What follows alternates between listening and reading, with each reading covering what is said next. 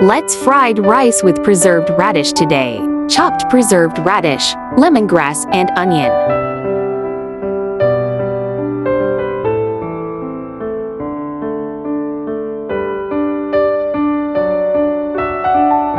Stir-fry onion and lemongrass.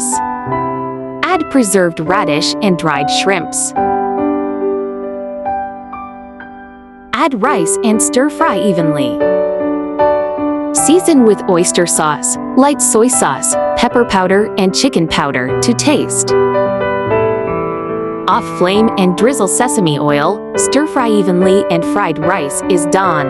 You may enjoy your fried rice now. Yummy? This fried rice is easy. You can taste crunchy preserved radish on every bite.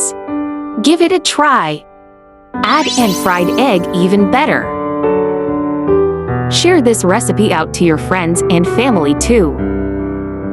Follow my channel for more delicious recipes. Thanks for watching. See you in next video.